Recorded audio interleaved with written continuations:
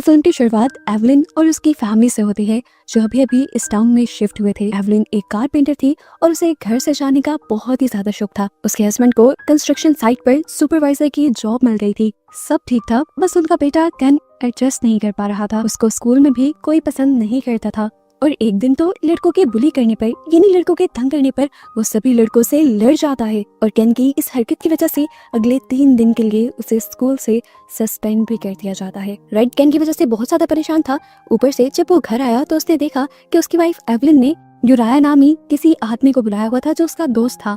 यूराया बोल नहीं सकता था, लेकिन वो स्पिरिट मीडियम का काम करता था, यानी वो सोल्स और ऐसे ही दूसरी ना दिखने वाली क्रिएचर्स से बात कर सकता था। एवलिन जो इन चीजों पर बिलीव करती थी, वो यूराया के जरिए ये बात जानना चाहती थी कि उसका घर सोल फ्री है या नहीं। लेकिन रेड इससे बहुत ज्यादा तंग आ चुका था। वो एवलिन पर बहुत गुस्सा करता है और एवलिन को मजबूर होकर यूराया को यहाँ से भेजना पड़ जाता है। खैर, कुछ देर बाद हम देखते हैं कि रेड और एवलिन केन से बात करने के लिए उसके पास बैठते हैं और उससे पूछते हैं कि आखिर तुम्हें मसला क्या है। तो केन बताता है कि सब बच्चे मुझे बुली करते हैं और वो मुझे प्यारा नहीं समझते। केन ने जो किया था उसकी सजा के तौर पर ये केन की वीडियो गेम्स वगैरह बंद कर देते हैं, लेकिन क्योंकि उन्हें ये भी एहसास था कि सब में केन भी सफर कर रहा है और उसकी ज्यादा गलती भी नहीं है, तो वो अगले दिन उसका मूड ठीक करने के लिए एक ट्रिप का भी प्लान बना लेते हैं। केन इतना ज्यादा एक्साइटेड हो गया था कि सुबह एवलिन और रेड के उठने से पहले ही वो उठ गया और उसने खुद जाके अपने मॉम डैड को उठाया। इन लोगों ने पिकनिक की तैयारी की और ये लोग जंगल में पहुंच गए। यहाँ पे केन चीजों के साथ खेल रहा था तो एवलिन और रेड एक दूसरे से बात कर रहे थे। एवलिन कहती है कि मुझे कुछ भी चीजें ठीक नहीं लग रही, मुझे नहीं लग रहा कि केन एडजस्ट कर पाएगा। तो रेड उससे कहता है हौसला रखो, वक्त गुजरेगा और आहिस्ता आहिस्ता चीजें नॉर्मल होने लगेंगी। यहीं पर रेड एवलिन को एक सरप्राइज भी देता है। वो जानता था कि एवलिन को क्राफ्टिंग का कितना ज्यादा शौक है। वो एक कारपेंटर जो थी, इसलिए उसने एक ऑनलाइन स्टोर का इंतजाम किया था जहाँ पर एवलिन अपनी बनाई चीजों को बेच सकती थी। और ये जानकर एवलिन को बहुत ज्यादा खुशी होती है। ये लोग बातें करते करते इतना खो जाते हैं कि इन्हें पता ही नहीं चलता कि इनका बेटा केन कहाँ पर है। काफी देर के बाद जब उन्हें इस चीज का एहसास होता है तो वो जंगल में अपने बेटे को देखने लग जाते हैं और उन्हें अपना बेटा जंगल में एक अजीब से दरवाजे के सामने खड़ा दिखता है। ये दरवाजा इनके लिए भी अजीब था, क्योंकि ऐसा दरवाजा इन्होंने पहले कभी नहीं देखा था। इस दरवाजे के दूसरी तरफ कोई घर, कोई कमरा नहीं था और इस दरवाजे को जंजीर से भी बांधा गया था। इसको देखने पर ये काफी पुराना लग रहा था और काफी मोटी लकड़ी से बना हुआ था। रेड तो इसे इग्नोर कर देता है, पर एवलिन रेड से कहती है देखो, हमें घर में भी एक डोर की जरूरत है और इसकी हालत अभी भी काफी अच्छी है, मैं इसे रेनोवेट करके अपने घर में इस्तेमाल कर सकती हूँ। इसीलिए एवलिन के कहने पर रेड इसे गाड़ी में रखकर ये लोग इस डोर को घर ले आते हैं। अगले 3 दिन तक इस डोर को ठीक करने के लिए और नए जैसा बनाने के लिए एवलिन दिन रात एक कर देती है और इस पर बहुत मेहनत करती है। उसने डोर के पुरानी हुक्स और क्लिप्स उतार दिए थे और वहाँ पर नए इंस्टॉल कर दिए थे। दरवाजे को अच्छी तरह रिपेयर करने के बाद उसने इसे पेंट करके बिल्कुल नया जैसा बना दिया था। अब क्योंकि इनके एक कमरे में दरवाजा नहीं था तो इसीलिए रेड और एवलिन मिलकर इस डोर को उस कमरे के बाहर लगा देते हैं। खैर, अगला दिन हो जाता है और इनके साथ अजीबोगरीब काम होना शुरू हो जाते हैं, जिससे हमें तो ये साफ अंदाजा हो जाता है कि वो डोर कोई आम डोर नहीं है। लेकिन एवलिन और रेड इस पर ध्यान नहीं देते। पहले ही दिन एवलिन जब उस कमरे का दरवाजा खोलती है उस कमरे से कुछ लेने के लिए, तो उसे इस दरवाजे के अंदर से बहुत ही गंदी स्मेल आती है।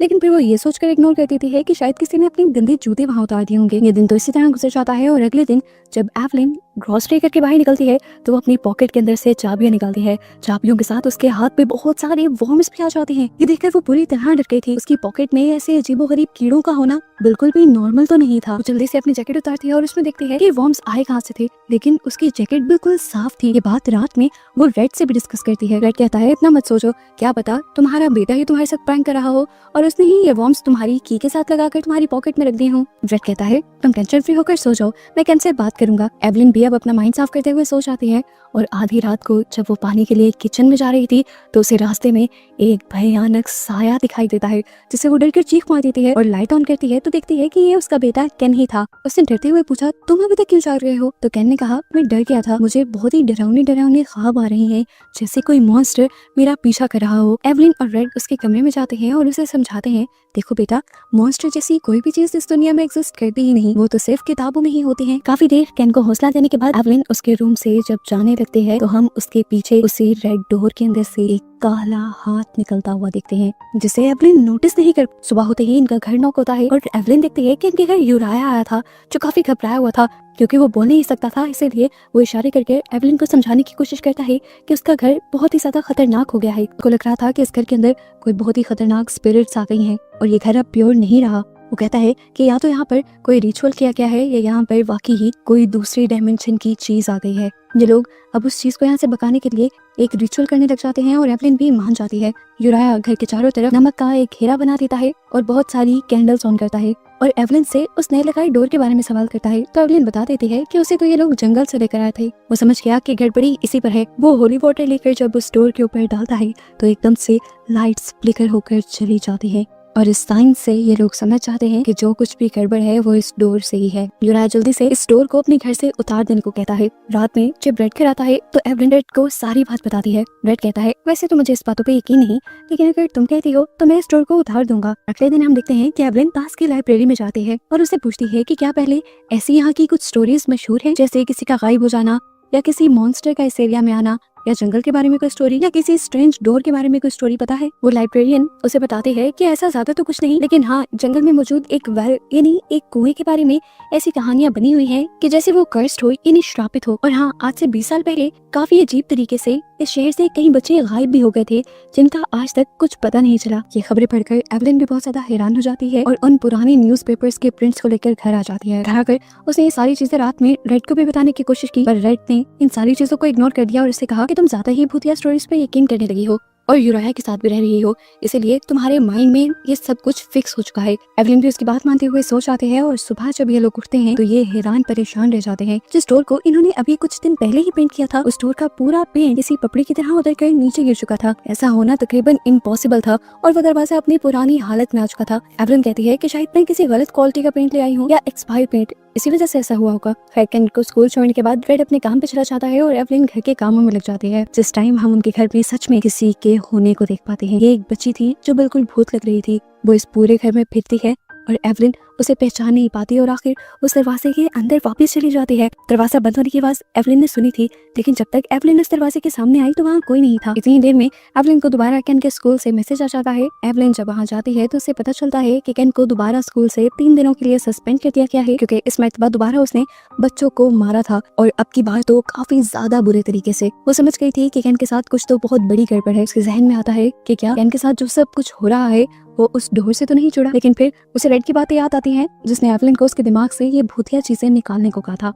इसीलिए एवलिन ने भी अब इस चीज को ज्यादा नहीं सोचा और घर आकर दोबारा रेड से बात की कि केन सुधरने पर आ ही नहीं रहा। ये लोग फैसला करते हैं कि केन को डिसिप्लिन सिखाने के लिए कुछ दिन तक रेड केन को अपने साथ साइट पर लेकर जाएगा। अब हम देखते हैं कि एवलिन को लाइब्रेरी की तरफ से कुछ पुराने न्यूज़पेपर के प्रिंट रिसीव होते हैं। इस न्यूज़पेपर प्रिंट में एक ऐसी लड़की के गायब होने की भी खबर थी जिसकी मॉम अभी तक इसी टाउन में रहती थी। ये खबर सुनकर वो फैसला करती है कि वो उस लड़की की मॉम से इन्वेस्टिगेशन करेंगी कि आखिर उनकी बेटी के साथ हुआ क्या था। बिना वक्त जाए किए वो मैगी नाम की उस बच्ची के मॉम के घर चले जाते हैं। वो औरत काफी डरी हुई थी। उसने एवलिन के लिए थोड़ा सा ही दरवाजा खोला। एवलिन ने उसे बताया कि मैं मैगी की पुरानी खबर सुनकर आई हूँ। मैगी का नाम सुनकर वो और भी ज्यादा घबरा गई थी। एवलिन ने उसे बताया कि मुझे जंगल में एक बहुत पुराना दरवाजा भी मिला था, मुझे उसके बारे में इन्वेस्टिगेशन करनी है। ये सुनकर तो वो औरत आग बगोला हो जाती है। खैर अब क्योंकि एवलिन को कुछ भी नहीं पता था, इसलिए सब कुछ बताने के लिए उस बुरी औरत ने एवलिन को घर के अंदर बुला लिया और उसे बताना शुरू किया कि आज से 20 साल पहले मेरी बेटी को एक घर बहुत अच्छा लगने लगा था। वो हर रोज उस खाली घर के बाहर जाया करती थी, हालांकि मैं उसे मना भी बहुत करती थी। और एक दिन बहुत सारे और बच्चों की तरह उसे अपनी बेटी भी नहीं मिली, उसे मैगी भी नहीं मिली। उसे लगता है कि मैगी उसी घर में गई होगी, क्योंकि आखिरी मर्तबा उसे वहीं देखा गया था। ये जानते हुए मैगी की मॉम समझ गई कि ये घर कर्स्ड है, यानी इस घर के अंदर कोई श्राप है, इसीलिए वो उस घर को जला देती है।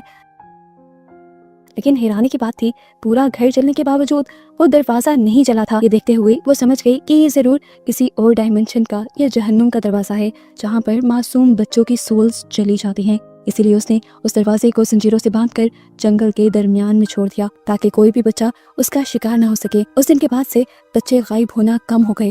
लेकिन अब एवलिन क्योंकि वो दरवाजा दोबारा अपने घर यानी शहर में ले आई थी, तो इसका मतलब था कि हिस्ट्री अब अपने आप को रिपीट करेगी। एवलिन ने अभी ये बात सुनी ही कि फौरन ही उसे उसके हस्बैंड रेड का मैसेज आया, जिसने बताया कि वो केन को घर छोड़ चुका है। ये सुनते हुए वो घबरा कर फौरन घर की तरफ भागी, क्योंकि वो जानती थी कि अब उसका बेटा उस दरवाजे की वजह से खतरे में है। और घर पहुंचने पर वही हुआ जिसका उसे डर था। केन उसे कहीं भी नहीं मिला। फौरन से वो ये खबर रेड को बता देती है और अब ये दोनों मिलकर अपने बेटे को ढूंढने लग जाते हैं। पूरे शहर में ढूंढने के बाद जब उन्हें अपने बेटे का कोई सुराग नहीं मिलता तो रेड पुलिस में भी रिपोर्ट कर देता है। यहाँ पर हर तरफ इन्वेस्टिगेशन होना शुरू हो जाती है और हमें उस दरवाजे के अंदर से केन की कार बाहर आती दिखाई देती है, जिसका साफ मतलब था कि केन उस दरवाजे के अंदर ही है। रेड तो पुलिस के साथ लगा हुआ था केन को ढूंढने के लिए, लेकिन एवलिन समझ गई थी कि उसे ना तो किसी ने किडनैप किया है और ना ही वो भटका हुआ है। वो जरूर उसी डोर के पीछे है, क्योंकि केन ने पहले भी कई मर्तबा अपनी मॉम को बताया था कि उसे अजीबोगरीब मॉन्स्टर्स अपने ख्वाबों में डराते हैं। एवलिन पछता रही थी कि क्यों वो अपने बेटे की बात ना समझ पाई, क्यों वो उसके डर को महसूस ना कर पाई,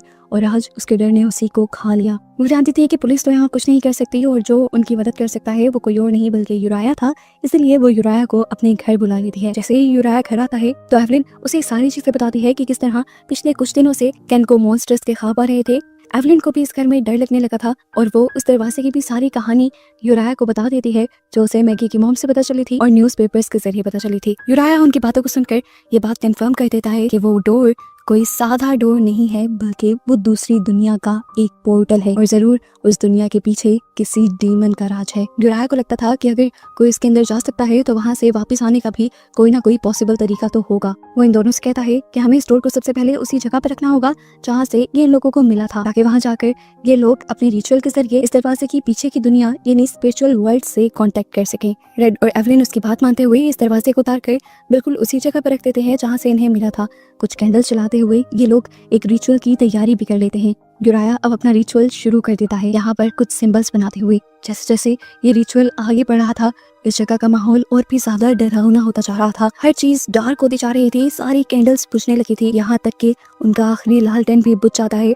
जिस टाइम यहाँ पर एंट्री करता है वही भयानक शैतान जो इस डोर के पीछे रहता था। इस टाइम इन्हें वो नजर नहीं आता, लेकिन यूराया उससे बात कर रहा था। सिर्फ यूराया ही उसे देख सकता था। यूराया उससे बात करता है कि उसे उस दरवाजे के पीछे जाना है। फिर डीमन उससे कहता है कि उस दरवाजे के पीछे जाने की एक कीमत है और तुम्हें मुझे कुछ देना होगा, इस दरवाजे की चाबी। यूराया इस दरवाजे की चाबी भी उसे दे देता है और वो चाबी फौरन से उस दरवाजे के अंदर गायब हो जाती है। इसके बाद वो दरवाजा अब इनकी आंखों के सामने खुल जाता है।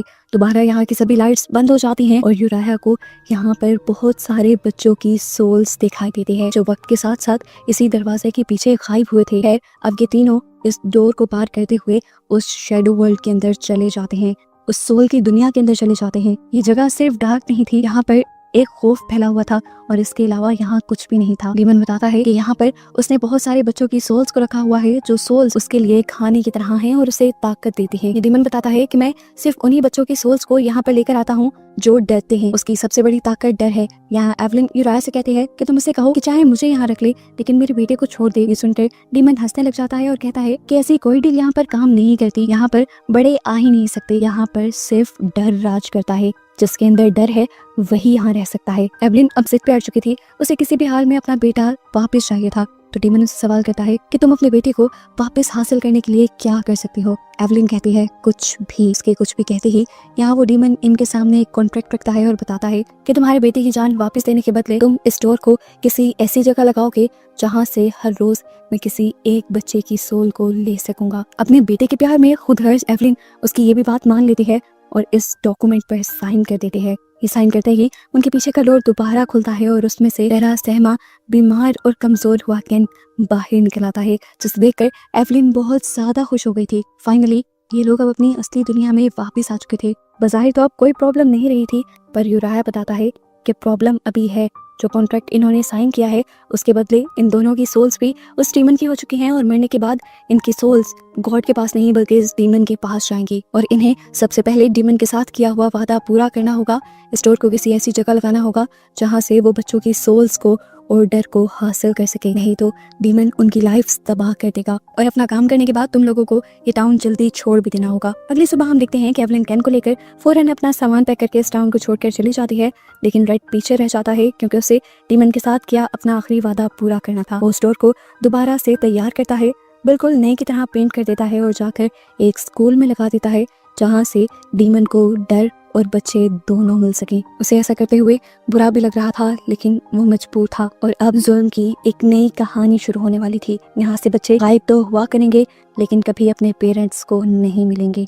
और बस यही सब दिखाते और बताते हुए ये कहानी यहाँ खत्म हो जाती है।